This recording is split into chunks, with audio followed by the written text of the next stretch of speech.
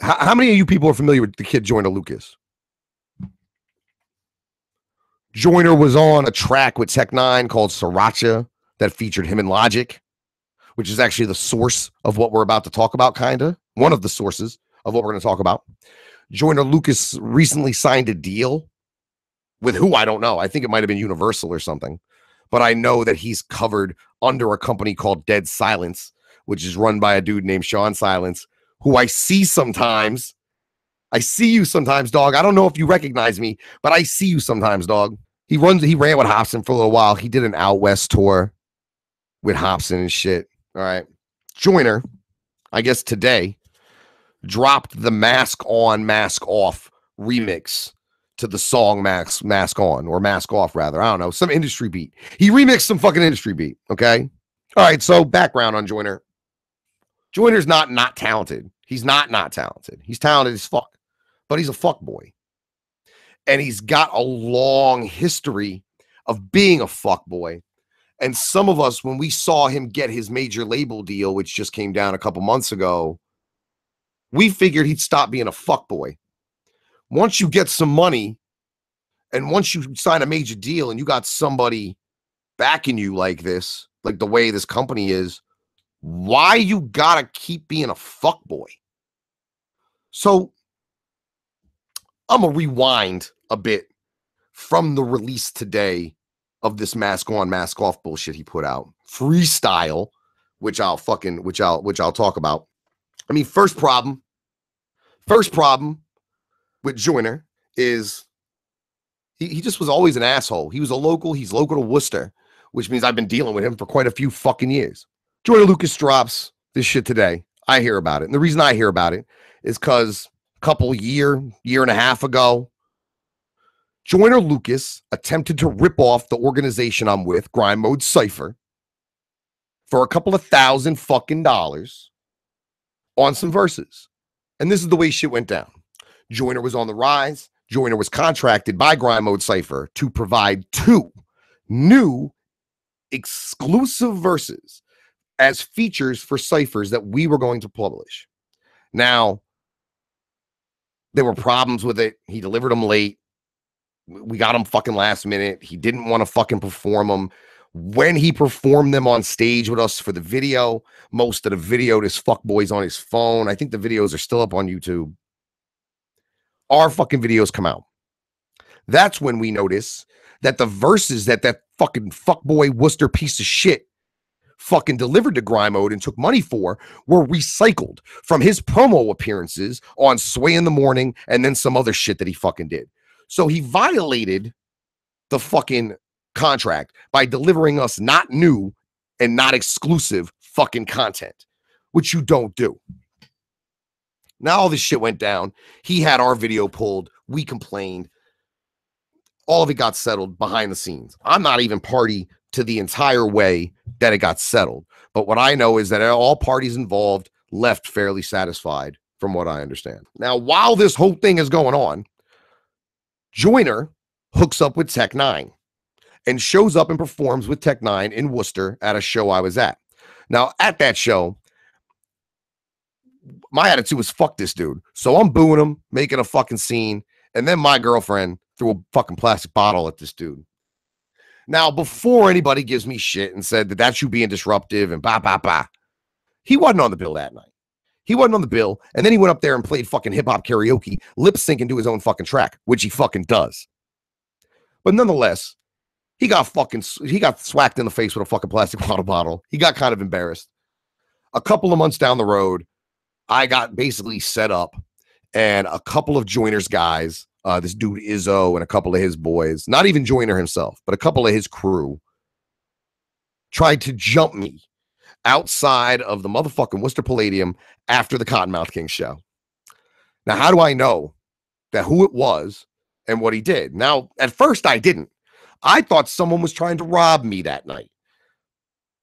I went home that night mad that I got sucker punched, but I didn't get my ass whooped in any form or fashion. There was a kid who did. His name's Corey. And what happened was after I got hit a couple times and this guy Izzo realized he couldn't knock me out, he got mad and sucker punched the first person within arm's reach. And it was a guy I didn't even fucking know. Then they ran off. Next day, I put out videos about how my face is fine, and people start telling me that Joyner is on Facebook taking credit for this attempted gang assault on me in the fucking parking lot of the Palladium. So thank you for taking credit for that shit back then, because it definitely lended a lot of fucking credibility and credence to every fucking thing you said. And I didn't take nearly the ass beating I probably should have that night. All right.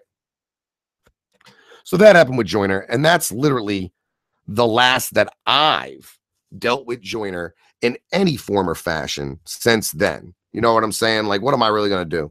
He got clowned for attempting to have me jumped and it failing. Fucking failing miserably. It's been time since this all happened. Joyner signed his major label deal. He got his money or whatever. I think it was like 6 or 7 million. I mean, it was quite a bit for a first-time deal. I mean, he's gonna be fucking famous because he's good, but we're gonna see how famous because he's a fuckboy. Now, I get turned on to this dude from Fitchburg, Massachusetts, who I guess lives in the ATL now, whose name is D. Meads. I don't know who D. Meads is, never heard of him, but apparently he's a local to Mass. He was one of Joyner's homeboys. D. Meads told me today that he paid Joyner Lucas $1,000 for a verse. Now Joyner returned that, turned that verse in. Everything was good. And then D. Meads paid Joyner another $1,265 to appear in a video for that same song. Now, that video never happened. And apparently this shit is over a year old. So this kid, after finally realizing he got at least burned for $1,200, and he's understandably pissed about it, he's getting ready to fucking put that song out just as a single or whatever to try to recoup his money. But then today, Joyner drops this Mask Off remix. And according to the man D. Meads, the bars that he paid for over a year ago make up the majority of the so-called face-off freestyle. That's some fuckboy shit. If I sell you a verse, if anybody sells you a verse, takes money for that shit, and then puts that same verse out as another motherfucking and fucks with you and puts it out first, that's some fucking snake shit. Like, Joyner is really exposing his white underbelly here.